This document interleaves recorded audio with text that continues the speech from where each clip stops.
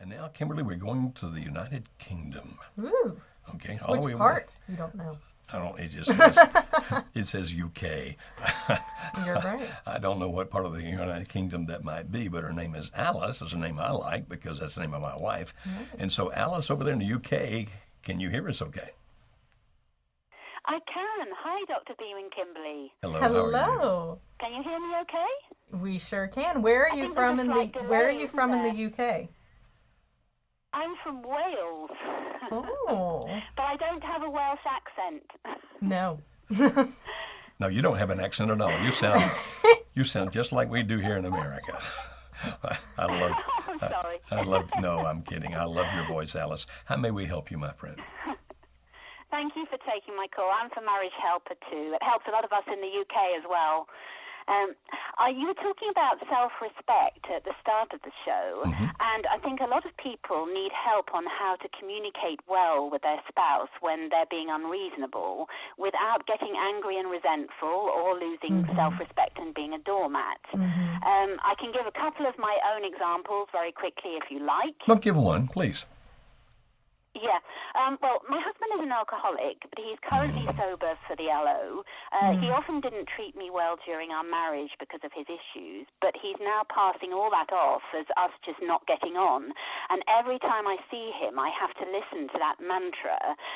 It feels like he's in denial, but I'm thinking, how should I respond to that without getting confrontational or being a doormat?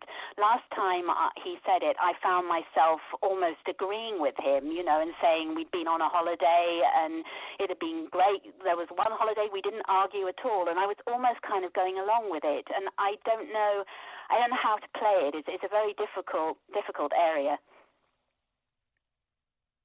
Okay, did you just get cut off? Are you there? Hi, I'm here. I'm here. Okay, okay. I'm sorry, you just suddenly stopped and I thought maybe we had lost you. Oh no, I'm here. Okay, we strongly recommend that people do not allow themselves to be treated badly.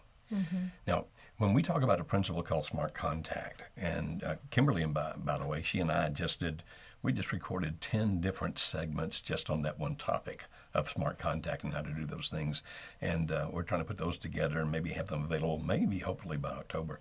But understand that when we talk about smart contact, we don't mean by that you never do anything that the other person might perceive as negative. Sometimes it's actually smart to do something that the other person will perceive as negative because it's something that needs to be done. And when somebody is treating you disrespectfully and they think that you're tolerating that, they think that you're allowing them to treat you that way, then most of the time it appears that what happens is they actually become more disrespectful, not just in the way they treat you, but in the way they feel towards you. Because if I can treat you like that, if I can say these negative things to you and you just take it, then it seems to feed the idea in my mind that you should be disrespected and that I become even worse in the language I speak to you. And so we typically recommend, okay, even if the other person hears that as a push, even if the other person's like, well, how dare you stand up to me? It's still a smart thing to do. Now, obviously, if they're treating you disrespectfully, then your response back to them should not be disrespectful, or you just get that cycle going more intently. And so you do it in a calm manner where you're not saying negative things about the other person, but you can definitely say negative things about what's occurring. And so very calmly, without yelling, without being angry, without getting into an argument, you can say, refuse to be taught to like that. And if he reacts negatively, you say, I understand you're getting upset because I've allowed this to happen before, and I'm sure it seems out of character that I'm saying it now, but, I'm happy to listen to you. I'm happy to understand you, but I will not allow myself to be treated disrespectfully. And you have to maintain the calm. And if he intensifies, if he becomes angrier, if he begins to say worse things or yell or any of those kinds of things, you do not reciprocate. Instead, you just keep looking at him and going, okay, if you're going to continue to act like that, as much as I'd love to talk to you, and as much as I truly want to understand you, as long as you're continuing to do that, I will not stand here. And so I'm going to have to go do something else, and I hope that you calm down. Please understand, I really do want to hear what you have to say. I really do want to listen to you. But just as you would treat anybody on the planet, a complete stranger, with respect, I'm saying that you must treat me with that same kind of respect. And you simply don't let them talk to you that way. Now, if you can't control it, in other words, if a person's going to do that and you end up in danger, then you need to go get some help for that danger. But if you can control it, in other words, you're not afraid that he's going to explode and become violent, that kind of thing, then you can finally say, okay, I don't mean to be running away, but I will not stand here and talk like that. When you're ready to talk again, I will. And then you vacate, you leave. And so you actually are taking control of your life. You're not being mean. You're not being arrogant. You're not being disrespectful. You're treating yourself with respect, and you're demanding that the other person treat you with respect. Now, that still fits within what we call smart contact, because it's just smart to do that. And even if the other person reacts negatively to it, which appears to be a push, like, I just pushed him away by doing that, in the long run, it's still the best thing you can do. Because if they continue to lose respect, then things get worse. And at least this way, you're saying that's not going to happen. And in the long run, they tend to develop more respect for you. And so that's when we say, would you agree, Kimberly? We say this is smart contact. Even though it appears to be a push, it's very smart contact, because this is something that you need to do. We often do it this way, Alice. We say, think about what is it that I'm trying to accomplish about what I'm trying to do. And in this case, it would be to quit allowing myself to be treated that way. Okay, why are you doing that? Well, because it's both damaging to me and him. So what do I need to do? Well, then I'm going to have this conversation with him that's very frank and very direct. Okay, how am I going to do it? I'm going to do it as respectfully as I can, but I'm going to do it strong. I'm going to do it calm, but I'm going to be strong when I do it. And so we always suggest those questions. What are you trying to accomplish? Why are you wanting to do it? You know, all those kinds of things. Think those things through in advance so that when you're doing it, if he does react negatively, you're not casting about like, what do I do now? You've already thought all these things through because you've thought through the answers to those questions. Now, Kimberly, I just kind of summarized very, very briefly some things we talk about in great length in the videos that will be coming out soon. What else would you have to say to Alice about that? It's not easy. And I mean, none of this is easy, and it can be difficult to navigate it, especially when you're biased because you see the situation a certain way. But just as Joe was saying, the climax, the pinnacle point of all of it is following through with setting those personal statements for you of, I am worth more than being talked to like this. I am not going to allow myself to be manipulated. I have respect for myself.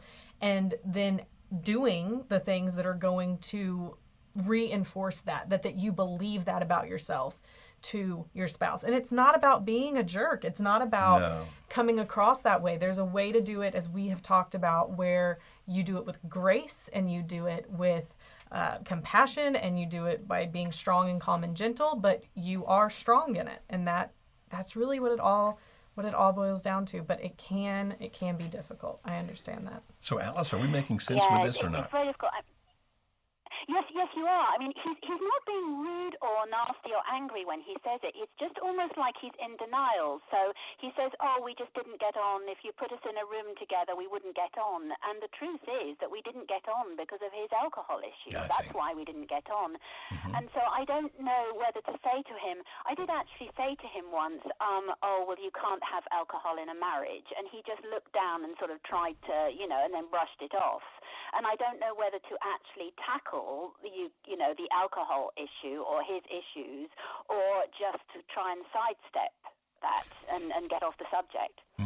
That really is determined by a lot of denial, I think. Well, he probably is. Quite often alcoholics are. And the case you're talking about now, then, it's not always necessary to disagree. You can look at him, and when he says, we can't get on because of the marriage, and et cetera, and you're knowing, well, we didn't get on because of the fact that you were drinking, it was causing all kinds of problems. If you think it is time to confront that, then do so. But if you think, no, we're not ready for that yet, right now I just want to calm things down, then you look at him and go, well, I'm sorry that you feel that way. I don't feel that way. Yeah. And that way you don't have to debate it. You don't have to argue with him, because inevitably, if you argue with the other person, it solidifies their position. I mean, we think, okay, if I can just help them see the logic of this, they'll go, oh, why didn't I think of that?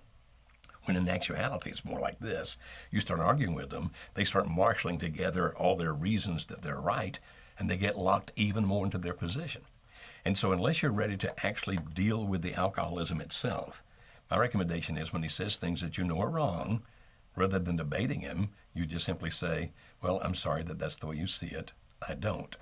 And therefore, you're still being strong, you're still being calm, but you don't necessarily have to refute everything he says. And you kind of, it's back to what is it you're trying to accomplish.